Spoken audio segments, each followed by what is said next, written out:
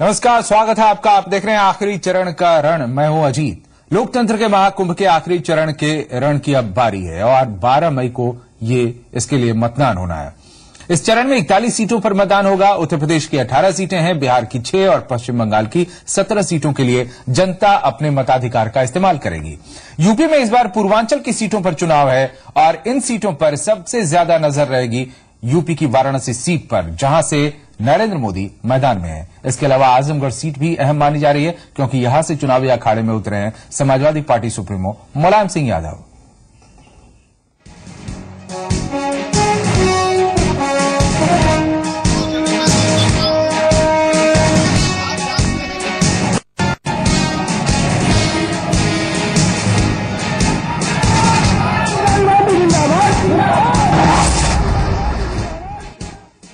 लोकसभा चुनाव का 9वां और आखिरी चरण बेहद ही अहम और निर्णायक साबित होने वाला है। इस चरण में कई सियासी योद्धाओं के किस्मत दांव पर है। यूपी की 18 सीटों पर सभी सियासी दलों की पैनी नजर है। जाहिर है इन 18 सीटों का फैसला एक नया राजनीतिक इतिहास लिखने को तैयार है।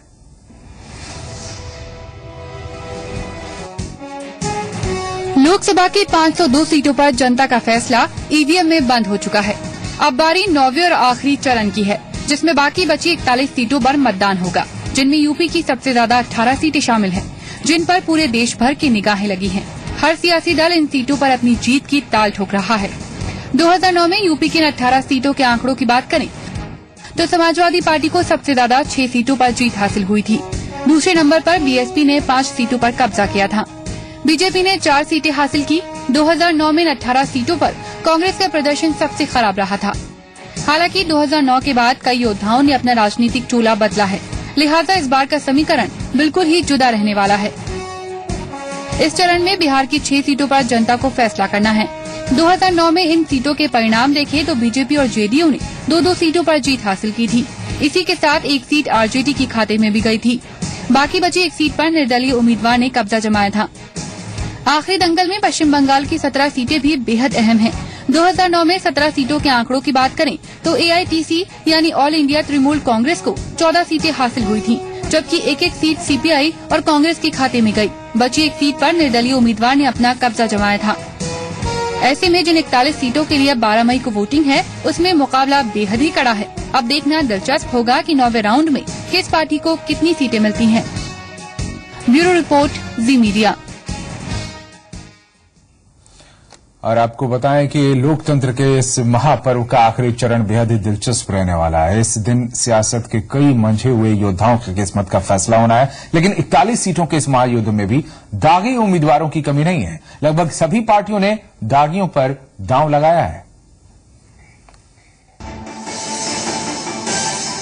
16वीं लोकसभा के रण में पूरे देश भर की निगाहें टिकी हुई हैं। अब एक आखिरी चरण का मतदान होना बाकी है। आखिरी चरण की 41 सीटों पर जीत हासिल करने के लिए हर पार्टी पूरे दमखम के साथ मैदान में है और सियासत से अपराधियों को दूर रखने की तमाम बहस के बीच दागियों पर हर पार्टी ने दांव लगाया है। एडीआर के ताजा आंकड़ों पर नजर डालें तो 601 उम्मीदवारों में 119 दागी हैं। चुनाव आयोग को सौंपे गए हलफनामे के जरिए एडीआर ने ये आंकड़े जुटाए हैं। 9वें चरण में 20% दागी उम्मीदवारों के जरिए पार्टियां चुनावी नया पार लगाने की तैयारी में है। हैरान करने वाली बात यह है कि 15% उम्मीदवारों पर गंभीर आपराधिक मामले दर्ज हैं, जिसमें हत्या की कोशिश, अपहरण जैसे गंभीर आरोप शामिल हैं। इनमें से 11 उम्मीदवारों पर हत्या के मामले दर्ज हैं, जबकि 25 पर हत्या की कोशिश से जुड़े मामले चल रहे हैं। 7 उम्मीदवारों पर महिलाओं के खिलाफ अत्याचार से जुड़े मामले दर्ज हैं।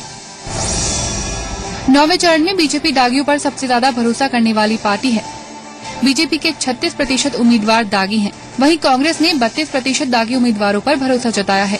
बीएसपी के 13% उम्मीदवार करोड़पति हैं, वहीं निर्दलीय उम्मीदवारों में 11% दागी हैं। बिहार की वैशाली लोकसभा सीट में 10 दागी उम्मीदवार मैदान में हैं।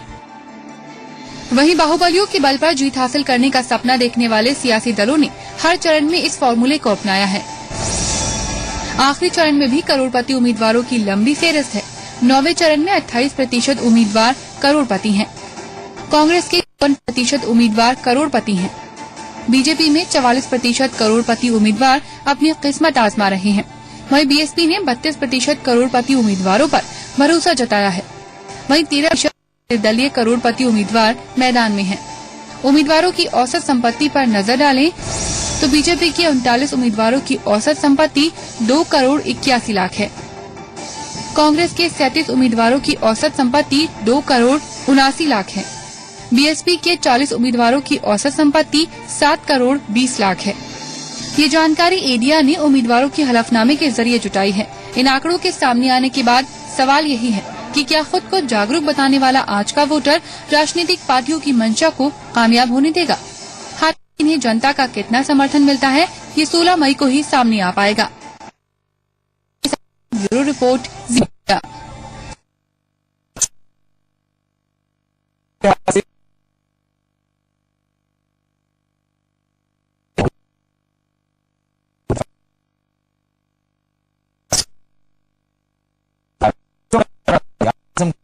देश की निगाह है।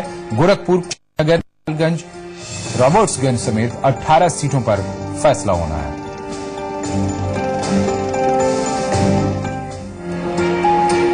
ये आप देख रहे हैं डुमरियागंज, जहां से जगदम्बिका पाल हैं बीजेपी के उम्मीदवार इस बार, जबकि इससे पहले वो कांग्रेस के थे और बीजेपी से इस बार उन्हें टक्कर दे रहे हैं वसुंधरा कुमारी कांग्रेस से और बीजेपी से जगदम्बिका पाल हैं यहां से डुमरियागंज से। इसी तरह से रॉबर्ट्सगंज आप देख रहे हैं, वहां पर प्रत्याशियों में अलग अलग सीटों का ये समीकरण है। गोरखपुर, इसके बाद घोसी। तो यूपी में 18 सीटों पर मतदान होना है, लेकिन सबसे अहम सीट है वाराणसी, जो नरेंद्र मोदी की उम्मीदवारी की वजह से कुछ दिनों से सत्ता का केंद्र बनी हुई है।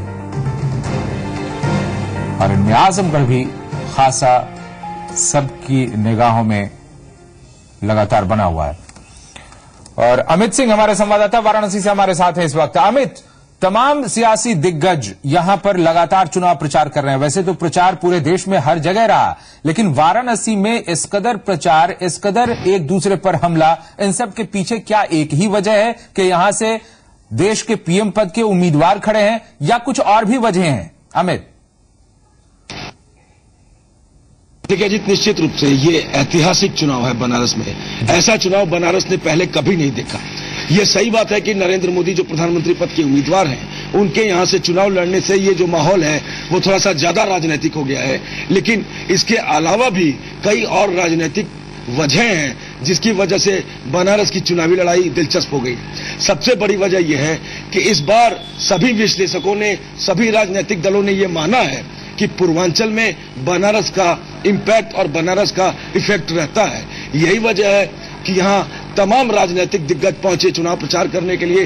तमाम राजनीतिक दिग्गजों ने एक दूसरे पर राजनीतिक आरोप प्रत्यारोप के कई दौर चलाए और लगातार आज, जबकि आखिरी दिन है आज। जी, आपसे चर्चा हम आगे जारी रखेंगे। अमित, अभी रोकना चाहेंगे आपको। मायावती इस वक्त सीधे सीधे मुखातिब हैं प्रेस से, हम सीधे लिए चलते हैं इस वक्त मायावती के पास।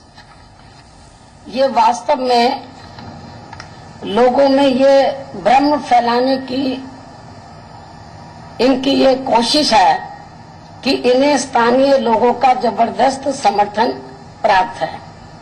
ऐसा करके इन्होंने वहां पर ये भ्रम पैदा किया है। इससे भी यहाँ के लोगों को काफी ज्यादा सावधान रहना है। इसके साथ साथ यहाँ मेरा ये भी कहना है कि अभी 2 दिन पहले श्री नरेंद्र मोदी के बनारस में हुए रोड शो को लेकर हमें ये भी जानकारी मिल रही है कि इस रोड शो में बीजेपी के भारी संख्या में लोग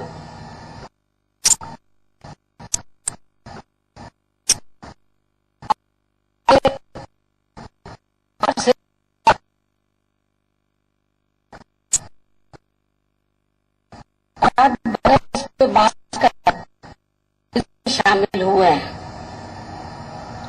जिन्होंने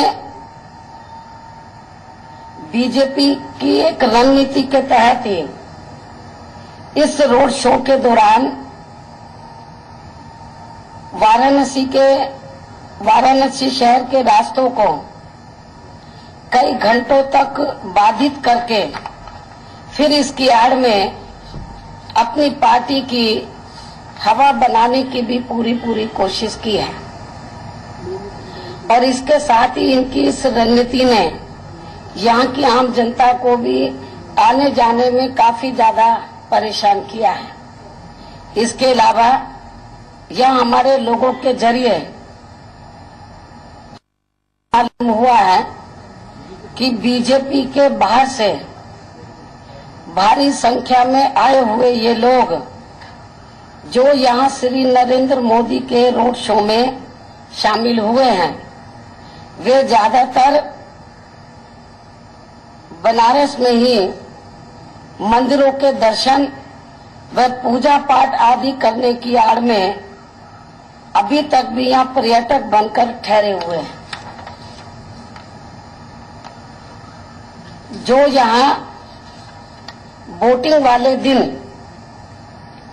बीजेपी को लाभ पहुंचाने के लिए किसी भी हद तक जा सकते हैं, जिससे यहाँ चुनाव भी प्रभावित हो सकता है, जिन्हें बाहर करने के बारे में भी यहाँ मुख्य चुनाव आयोग को तुरंत ही सख्त कदम उठाने की जरूरत है।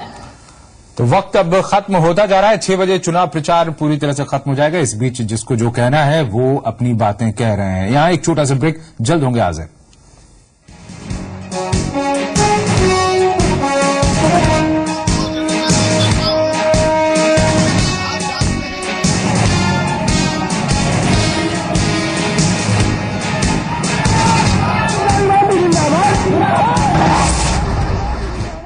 और इस वक्त आपको बताएं, एक बड़ी खबर आ रही है इलेक्शन से जुड़ी हुई। मेरठ से है ये खबर, जहां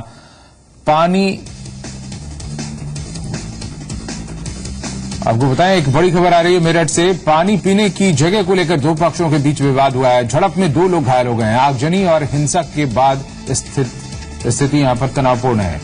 ये बड़ी खबर इस वक्त मेरठ से। पानी पीने की जगह को लेकर 2 पक्षों में विवाद हुआ है। झड़प में 2 लोग घायल हुए हैं। आगजनी और हिंसा यहां हुई है। इसके बाद स्थिति तनावपूर्ण बनी हुई है। पानी पीने की जगह को लेकर 2 पक्षों में यह विवाद हुआ है। झड़प में 2 लोग घायल बताए जा रहे हैं। तो ये बड़ी खबर इस वक्त मेरठ से। चूंकि संवेदनशील इलाका है, इसलिए इस पर काफी एहतियात बरता जा रहा है। झड़प में 2 लोग घायल भी हुए हैं। मेरठ से ये बड़ी खबर इस पानी पीने की जगह को लेकर 2 पक्षों के बीच विवाद हुआ है।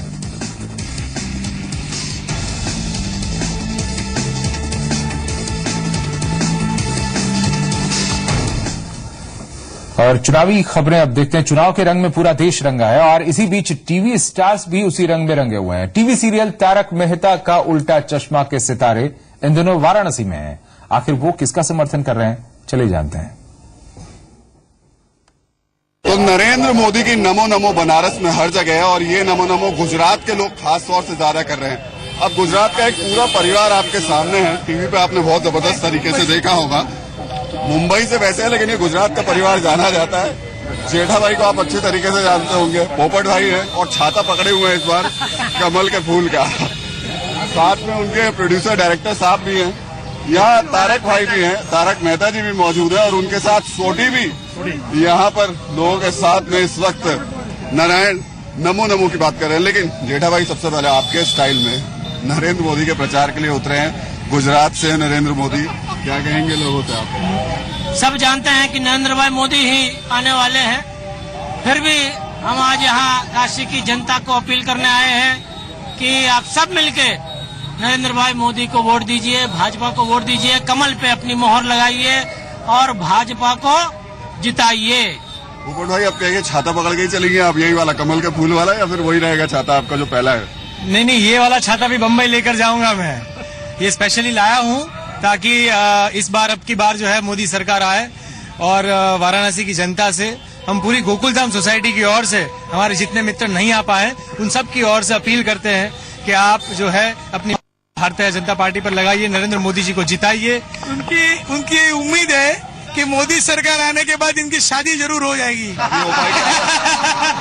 थोड़ी जी, आप क्या सोच रहे हैं, अगर मोदी की सरकार आती है तो आपको क्या फायदा होने वाला है? मुझे ये फायदा होने वाला है कि मेरे पूरे देश को फायदा होने वाला है, क्योंकि अब की बार मोदी सरकार, 5 साल बाद मोदी सरकार, बार बार मोदी सरकार, हर बार, क्योंकि हमको ऐसा एक लीडर चाहिए जो भगत सिंह जैसा थे, जैसे चंद्रशेखर आजाद थे, इस टाइप के अपने लीडर जरूरत है। कविताएं मोदी के लिए। देखिए, बहुत छोटा सा प्रसंग मुझे याद आता है, क्यों हम हैं यहाँ बनारस में। जब भगवान श्री राम ने लंका पे हमला किया और पुल बनाने की बारी आई, सारे आप जानते हैं नल और नील पत्थर पे राम लिखते और वो पत्थर तैर उठते थे, तो एक गिलहरी वो जाती, मिट्टी के कणों से अपने तन को लपेटती, समंदर में जाती, मिट्टी के कणों को डुबो के आती, फिर भीगे हुए बदन पे फिर मिट्टी के कण लपेटती, फिर जाती। ऐसा बार बार करते हुए देखा तो भगवान ने उनसे पूछा कि तुम क्या कर रही हो? कि मैं पुल बनाने में मदद कर रही हूँ। बोले तुम्हारे 2-4 कणों से क्या पुल बन जाएगा? तो बोले 2-4 कणों से पुल बने न बने, लेकिन इतिहास हमेशा याद रखेगा कि इस पुल को बनाने में 4 कण सही मेरे भी थे। तारक मेहता का उल्टा चश्मा की पूरी टीम आज यही भावना लेके आई है कि देश के इस परिवर्तन के दौर में भले ये 4 कण हो, लेकिन हमारी ओर से योगदान हो, इस यज्ञ में आहुति हो, इस यज्ञ की आहुति देने के लिए। चलिए, तो बहुत सारी उम्मीदें हैं। उम्मीद है कि पोपट भाई की शादी हो जाए और बहुत कुछ हो। तो तारक मेहता की ये पूरी टीम है और ये पूरी टीम बनारस में घूम घूम कर मोदी का प्रचार कर रहे हैं। कैमरामैन सुरेंद्र के साथ राहुल सिन्हा, जी मीडिया, बनारस। नरेंद्र मोदी के खास सहयोगी अमित शाह का कहना है कि बीजेपी पूर्ण बहुमत में आएगी, लेकिन देश के विकास के लिए सबका साथ जरूरी है। अमित शाह के साथ खास बातचीत की हमारी संवाददाता निहारिका माहेश्वरी ने। यूपी प्रभारी बीजेपी के अमित शाह हमारे साथ मौजूद है। अमित शाह जी, स्वागत है आपका। सबसे पहले मैं जानना चाहूंगी, चुनाव आयोग पश्चिम बंगाल से लेकर आपने आजमगढ़ में चुनाव पर निष्पक्ष नहीं होने का आरोप लगाया, बनारस में चुनाव होने वाला है कि आजमगढ़ में निष्पक्ष चुनाव करने के लिए उसके हर बूथ पर पैरामिलिट्री फोर्सेस लगाई जाए, तभी वहां निष्पक्ष चुनाव हो सकता है, क्योंकि वहां से मुलायम सिंह जी लड़ रहे हैं और उनकी पार्टी की यहां पर सरकार है। मुलायम सिंह उनकी पार्टी के राष्ट्रीय अध्यक्ष है, तो स्वाभाविक रूप से बनारस की तरह ही हर बूथ पे आजमगढ़ में पैरामिलिट्री फोर्सेस लगाना चाहिए। और मैं आज भी कह रहा हूं, अगर आजमगढ़ के चुनाव को चुनाव आयोग ठीक से कराना चाहता है तो वहां पर पैरामिलिट्री फोर्सेस लगाना चाहिए। 80 की 80 सीटों पे लड़ रहे हैं और मैं मानता हूं कि चुनावी इतिहास में भारतीय जनता पार्टी सबसे ज्यादा सीटें अगर कोई बार पाई है तो इस बार पाएगी। उन रोड शो में केसरिया जन सैलाब था, क्या हम ये माने अगर राम मंदिर के जन सैलाब से इसको कंपेयर करें तो बेईमानी होगी? नहीं, हर समय का अपना अपना एक मुद्दा होता है। इस बार पूरी बनारस मोदी जी के साथ जुड़ गई है और बनारस के सभी लोग भारतीय जनता पार्टी को जिताना चाहते हैं। मैंने बनारस के लोगों को अपील की है कि बनारस में मार्जिन ही इतना बड़ा हो कि सीट कौन सी रिटेन करेंगे, विवाद ही खत्म हो जाए। हमारी सबसे पहली प्रायोरिटी डेवलपमेंट है और भ्रष्टाचार का निर्मूलन है कि देश के विकास में सबका साथ चाहिए और सबका सहयोग अगर है तो विकास अच्छे से हो सकता है। इसलिए कल भी मैंने कहा था कि पूर्ण बहुमत होने के बावजूद जो भी हमें समर्थन देने का लिए तैयार है, सबका समर्थन भारतीय जनता पार्टी लेगी। अमित शाह जी, इतनी बेबाकी से आपने अपनी राय रखी, हर प्रश्न का उत्तर दिया, बहुत बहुत धन्यवाद आपका हमारे साथ जुड़ने के लिए। धन्यवाद। कहीं प्रचार, कहीं रैलियां, कहीं रोड शो। बीते कुछ दिनों से वाराणसी में जो कुछ हो रहा है उसकी उम्मीद भी शायद वहां के बाशिंदों ने कभी नहीं की। राजनीतिक दल जनता के बीच अपने अपने पिटारों से लोक लुभावन वादे निकालते हुए नजर आए हैं, लेकिन देश का भविष्य माने जाने वाले युवा आखिर क्या राय रखते हैं? वाराणसी के अल्पसंख्यक बाहुल्य इलाके में युवाओं से बात की संवाददाता निहारिका माहेश्वरी ने। काशी की लड़ाई निश्चित तौर पर दिलचस्प है। तमाम सियासी समीकरण और तमाम प्रत्याशी अब मैदान पर हैं। प्रचार जोरों से चल रहा है। ये चुनाव काफी निर्णायक है। हर कोई दावा कर रहा है कि काशी का सांसद देश का अगला प्रधानमंत्री बनेगा, चाहे कितनी भी पॉलिटिकल पार्टी हो। लेकिन देश की एक मजबूत नींव है युवा, और युवा इस चुनाव को लेकर क्या सोचता है, कुछ युवाओं के पास जाने की कोशिश करेंगे। हम इस वक्त एक अल्पसंख्यक इलाके में हैं और निश्चित तौर पर सियासत उनको लेकर लंबे समय से हो रही है, चाहे केंद्र सरकार की तरफ से हो या फिर राज्य सरकार की तरफ से हो। काशी का चुनाव उनके लिए कितना महत्वपूर्ण है और इस चुनाव के मुद्दे क्या हो सकते हैं, ये यहाँ के युवाओं से जानने की कोशिश करेंगे। अच्छा, ये बताइए, जो सांसद जो भी हो, आपको लगता है स्थानीय होना चाहिए या बाहरी होना चाहिए? हमें तो लग रहा है कि स्थानीय होना चाहिए। स्थानीय होना चाहिए। आपकी मांग क्या है? रोजगार चाहिए, विकास चाहिए, क्या चाहिए? हमारी मांग की रोजगार आना चाहिए। क्या क्या मांगे आपकी? कोई भी सांसद है, अब युवा है, क्या मांगे? हमारी मांग है कि विकास सही होना चाहिए और कारोबार चलना चाहिए। इस चुनाव में आपके हिसाब से क्या बड़ा मुद्दा होने वाला? आप युवा है, सांसद पहले बताइए, स्थानीय भारी घर ही होगा, यही का हो सांसद, यहाँ की चीजों को समझे। ऐसे कौन से मुद्दे हैं जिसको ध्यान में रखकर पॉलिटिशियंस जाए तो आप लोग का भी कल्याण हो, उसका भी कल्याण? अरे बहुत से रोजगार पहला है और दूसरा विकास, तीसरा भ्रष्टाचारी खत्म हुए। आपकी मांग है, आप युवा हैं, आपकी कोई मांग आने वाले सांसद से किस चीज पर ध्यान दिया जाए? यहाँ पे सबसे पहले लाइट की बहुत प्रॉब्लम है और रोड की। बनारस का युवा क्या चाहता है? रोजगार चाहता है, अच्छी एजुकेशन चाहता है, क्या चाहता है? सबसे रोजगार यहाँ की सबसे पहली डिमांड है। यहाँ के मुस्लिम इलाका है ये, यहाँ पे सब बुनकर है, यहाँ पे रोजगार की सबसे ज्यादा डिमांड है। आपके घर में बहन बेटियां सुरक्षित रहे? हाँ, हम लोग के शहर में ऐसा कोई काम नहीं हुआ। देखिए हम लोग का शहर एकदम साफ है, कोई नहीं कह सकता है बनारस में ऐसा कोई कांड हुआ। अच्छा, ये देखिए तोता भी ये मांग कर रहा है। हाँ, देखिए सपोर्ट है सर सपोर्ट का तोता। युवाओं की बात होती है तो पढ़ाई रोजगार की भी बात होती है, विकास की भी बात होती है, प्लेसमेंट की भी बात होती है। ऐसा है मैम कि यहाँ कुछ हम लोगों को कुछ नहीं चाहिए, बस रोजगार सही हो जाए, बस यहाँ का रोजगार सही हो जाए और एक आम आदमी की तरह सबको सोचा जाए। सबको साथ लेकर चले, ऐसा सांसद चाहिए जो अपने विकास से दूर इन आम आदमी, खासतौर पर युवा वर्ग जो यहाँ की एक मजबूत नींव है, उसके विकास का विशेष तौर पर ध्यान रखे। और हमारे साथ हैं हमारे संवाददाता वाराणसी से विवेक तिवारी। विवेक, जो कुछ भी हुआ 8 राउंड में, पिछले 8 राउंड के इस मतदान में, इसमें और इस 9वें राउंड के मतदान में क्या अंतर है, क्या खासियत है? क्या केवल वाराणसी खासियत है या इसके अलावा भी कुछ और है जो इसे अलग बनाता है पिछले के चरण के मतदानों से?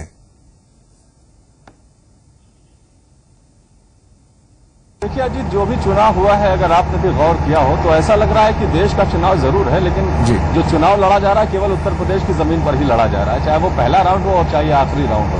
हर राउंड में सबका ध्यान, सबका फोकस उत्तर प्रदेश में था, क्योंकि 80 सीटें उत्तर प्रदेश में हैं और अब भी जब 40-42 सीटों पर चुनाव और होने हैं 12 तारीख को, तब भी 18 सीटें उत्तर प्रदेश की सबसे ज्यादा महत्वपूर्ण हैं। यहीं से नरेंद्र मोदी बनारस से चुनाव लड़ रहे हैं। जाहिर बात है कि सबका ध्यान उत्तर प्रदेश है और जब भी ये चुनाव याद रखा जाएगा तो उत्तर प्रदेश की वजह से याद रखा जाएगा। सोनिया गांधी, राहुल गांधी, नरेंद्र मोदी, राजनाथ सिंह, मुरली मनोहर जोशी, मुलायम सिंह यादव, मायावती जैसे नेताओं की वजह से याद रखा जाएगा, क्योंकि ये चुनाव भले देश का हो लेकिन सबका ध्यान उत्तर प्रदेश में था। और जितनी भी, चाहे वो मीडिया की सुर्खियां बनी, चाहे जैसे भी बयान हो, वो सारे बयान उत्तर प्रदेश के किसी न किसी कॉन्स्टिट्यूएंसी में दिए गए, जिसकी वजह से विवाद हुआ। और जितने भी बड़े विवाद हुए इस पूरे चुनाव के दौरान, वो सारे उत्तर प्रदेश से ही जुड़े हुए थे या उनके नेताओं से जुड़े हुए थे। तो कुल मिलाकर के सबका ध्यान उत्तर प्रदेश पे है, इसलिए जो बची हुई सीटें हैं उसमें 18 सीटें पूर्वांचल की हैं, उस पर भी सभी का ध्यान होगा। विवेक, जैसे जैसे चुनावी चरण आगे बढ़ता गया, एक बात साफ होती गई कि धर्म और जाति का ध्रुवीकरण खासतौर पर दल और बड़े नेता भी चाहते हैं, ऐसा दिखा। हालांकि विकास के मुद्दे लगातार ज्यादा छाए रहे पहले के तुलना में, लेकिन जाति और धर्म का मुद्दा क्या 9वें राउंड में ये पिछले 8 राउंड से अलग है, या फिर वही समीकरण, वही सब बातें होंगी, या कुछ और ज्यादा तल्खी इसमें आ गई है और ज्यादा तेजी आ गई है? देखिए, अब तो खैर प्रचार से थोड़ी देर में खत्म हो जाएगा, लेकिन अगर आप देखें इस पूरे चुनाव को, तो जो फ्रंट रनर है इस पूरे चुनाव में देश भर में बीजेपी, जब पहला चरण था उत्तर प्रदेश में, उसके ठीक 2 दिन पहले अमित शाह का एक बयान आया बदले की राजनीति को लेकर के, और उसके बाद जिस तरह की स्थितियां बनी वो सभी जानते हैं। और जब आखिरी राउंड का चुनाव है, क्योंकि पहले राउंड में मुजफ्फरनगर पड़ रहा था, पश्चिम का इलाका था जहां पर दंगे हुए थे, काफी प्रभावित था वो क्षेत्र, और अब ये जो आखिरी राउंड है यहाँ पर जातियों का जोर चलता है। तो यहाँ पर जिस तरह से पिछले 2-3 दिनों से बातें चल रही है प्रियंका गांधी के बयान के बाद, वो भी आप देख रहे हैं, तो ये एक तरह की रणनीति है जिसको बीजेपी ने अपनाया है, और इसके वजह से उसके प्रचार में भी काफी इजाफा हुआ, काफी जोर पकड़ा, और उसी की कही हुई बातों के इर्द गिर्द ये चुनाव घूमता रहा, वही मुद्दा बना रहा। एक महत्वपूर्ण बात मैं बता दूं, जो 18 सीटें 12 तारीख को जहां पर पोलिंग होनी है पूर्वांचल में, दो क्षेत्रों में अगर हम इसे बांट लें, गोरखपुर की बेल्ट है और एक बनारस की बेल्ट है, तो गोरखपुर की जो बेल्ट है उसके आसपास की जो संसदीय सीटें हैं, जैसे बांसगांव है, महाराजगंज है, देवरिया है, कुशीनगर है, डुमरियागंज है, गोरखपुर खुद है, यहाँ पर बीजेपी की स्थिति जितनी मजबूत है वैसी मजबूती बनारस के आसपास की बेल्ट में नहीं है। बनारस और चंदौली की सीटों को छोड़ दे तो चाहे वो आजमगढ़ हो, चाहे वो गाजीपुर हो, चाहे वो जौनपुर हो, चाहे वो घोसी हो, यहाँ पर बीजेपी की वो स्थिति नहीं है जो गोरखपुर की बेल्ट में है। भले ही नरेंद्र मोदी बनारस से चुनाव हो रहा है, तो यहाँ पर क्या होता है, इस पूरी बेल्ट में क्या होता है, मिर्जापुर सोनभद्र तक क्या होता है, ये गौर करने वाली बात हुई, क्योंकि ये बात बहुत लंबे समय से कही जा रही है कि पूर्वांचल में नरेंद्र मोदी के लड़ने से आसपास की सीटों पर असर पड़ेगा। उत्तर प्रदेश में तो असर पड़ सकता है, लेकिन बनारस में क्या होगा, इसके आसपास क्या होगा। जिस दिशा में आप जा रहे हैं विवेक, इसमें अगर थोड़ा और आगे बढ़ें तो जिस तरीके से पहले यहाँ पर रोड शो हुआ वाराणसी में बीजेपी का, नरेंद्र मोदी का, तो इसके बारे में कहा गया कि जबरदस्त भीड़ थी यहाँ पर और ये एक तरह से शक्ति प्रदर्शन था, लेकिन इसके बाद भी लगातार दूसरे दल के नेताओं ने भी उसी तरह का प्रदर्शन करने की कोशिश की यहाँ पर। तो क्या वो सब एकमात्र ये भरोसा था कि हम भी मैदान में हैं, इतना भर था, या उस रोड शो में, उस रैली में लोगों के बीच जाकर भीड़ इकट्ठा करने में कुछ गंभीरता भी देखते हैं आप?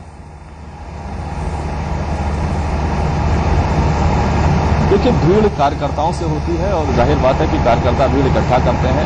बीजेपी के कार्यकर्ता हैं, चाहे कांग्रेस के कार्यकर्ता हों, कोई भी दल अगर रोड शो करता है, एक तीसरी पार्टी थी, चौथी पार्टी भी यहाँ से लड़ रही है, उसके रोड शो में काफी भीड़ देखी जा रही है, तो भीड़ से बिल्कुल अंदाजा नहीं लगा सकते कि ताकत किसकी कितनी है। हमने और दूसरे इलाकों में भी तमाम नेताओं के रोड शो देखे, लखनऊ में कई सारे रोड शो देखे, लेकिन जब नतीजे आएंगे तो रोड शो की भीड़ उसमें नहीं दिखेगी।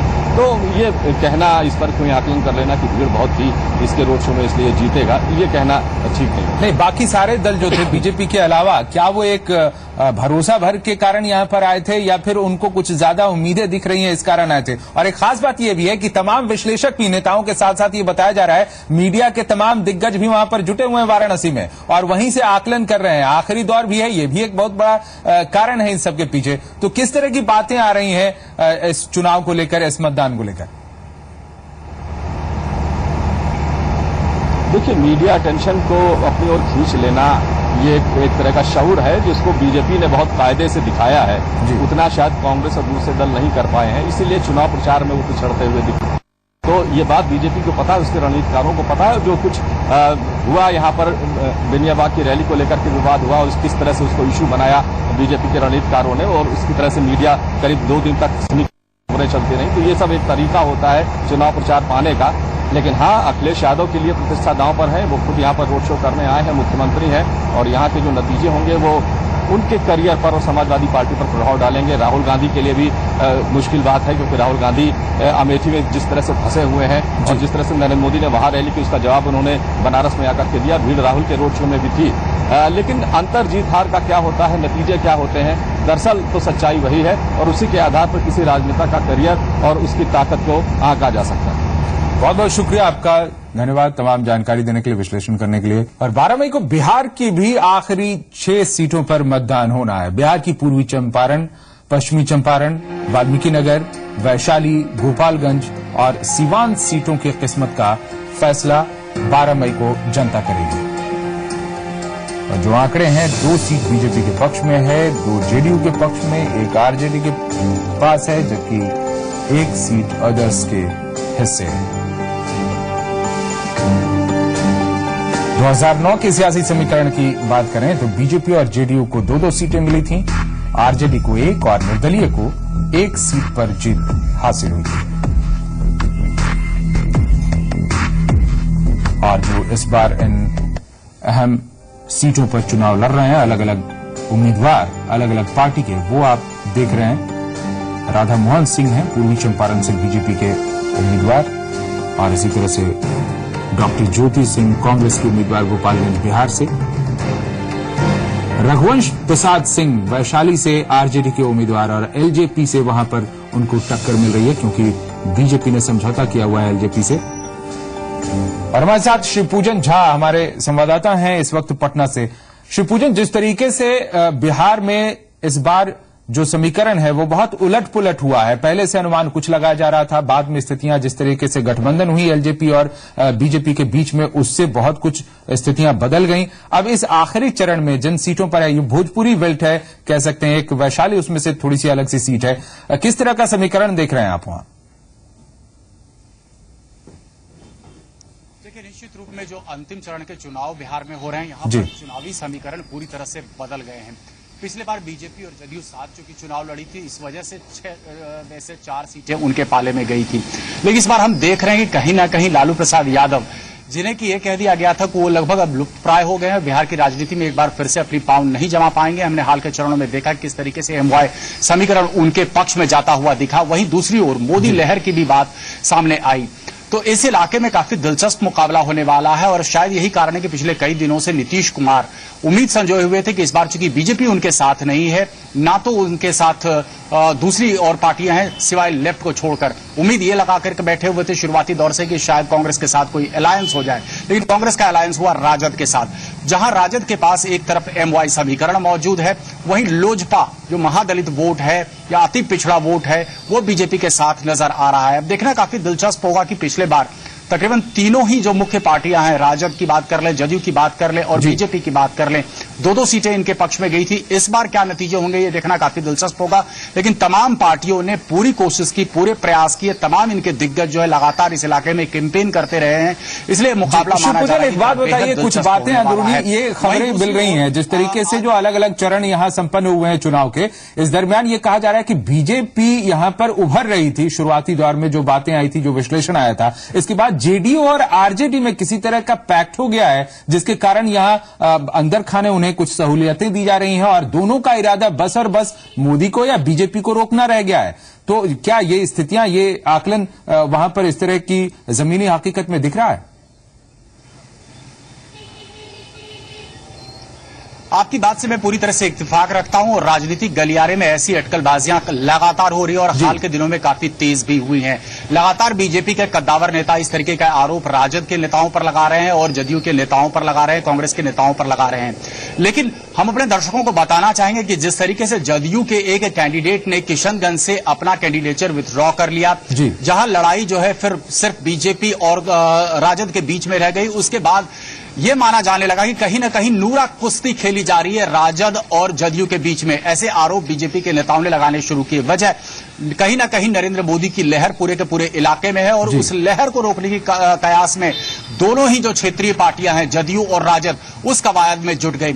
नीतीश कुमार निश्चित रूप से पहले मधेपुरा में तकरीबन 10 दिन कैंपेन करते हैं और अब हाल के दिनों में पिछले कई दिनों से लगातार वो पूर्वी चंपारण और पश्चिमी चंपारण में कैंपेन कर रहे थे, इस उम्मीद से कि शायद जो उम्मीद पार्टी से लगभग लुप्तप्राय सी हो गई है, उस उम्मीद को किसी तरीके से कायम रखा जा सके और कम से कम जदयू जो है 2 सीटों पर अपना जो है ये कायम कर सके, दर्ज करा सके, महसूस करा सके कि इस 2 सीटों पर वो अभी भी जिंदा है। लेकिन निश्चित रूप में जो सवाल आपने किया वो काफी दिलचस्प सवाल है। बीजेपी के तमाम कद्दावर नेता इस तरीके के आरोप हाल के दिनों में, इसके अलावा यहां तक बातें कही जा रही हैं, इस तरह के भी आरोप लगाए जा रहे हैं शिवपूजन की सरकारी सहायता यानी सरकारी तंत्र जो है वो इसमें काम कर रहा है, इसके साथ मिला हुआ है। क्या ये आरोप सही है?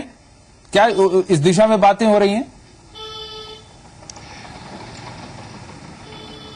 देखिए, इस पर टिप्पणी करना बहुत सही नहीं होगा, लेकिन जहां तक हम बात करें राजनीति की, तो राजनीति यहाँ के जितने भी राजनेता हैं, बीजेपी के हों या फिर कुछ हद तक राजद के भी नेता है, वो बार बार ये इल्जाम लगा रहे हैं कि यहाँ पर जो तंत्र है, सरकारी तंत्र है, वो सरकारी तंत्र कहीं ना कहीं किसी के इशारे पे काम कर रहा है। हमने देखा कि जो कुछ भी बनारस में हुआ उसका सीधा सीधा असर इस इलाके में भी पड़ता है। शायद यही कारण था कि नरेंद्र मोदी ने आखिर दौर में ये निश्चित किया कि उन्हें वाराणसी से भी चुनाव लड़ना है। तो निश्चित रूप से चूंकि ये पूरा का पूरा पूर्वांचल का इलाका कहीं ना कहीं एक तरह की राजनीति से प्रभावित होता है, शायद यही कारण है कि बीजेपी या फिर हम बात कर ले राजद की, ये तमाम पार्टियां कहीं ना कहीं आरोप लगा रहे हैं कि जो सरकारी तंत्र है, सरकारी अमला है, वो नीतीश कुमार के इशारे पे यहां काम कर रहा है। और उत्तर प्रदेश में हम बात कर लें, जो ईस्टर्न उत्तर प्रदेश की बात कर लें, तो ईस्टर्न उत्तर प्रदेश में कहीं ना कहीं जो रूलिंग पार्टी है उसके इशारे में काम कर रहा है। जी, बहुत बहुत शुक्रिया आपका तमाम जानकारी देने के लिए, विश्लेषण के लिए। शिवपूजन झा जो बता रहे थे पटना से कि इस चरण के चुनाव में क्या खासियत है और क्या कुछ राजनीतिक तौर पर घट रहा है इस अंतिम समय में, जब परसों यहां पर मतदान होना बाकी है।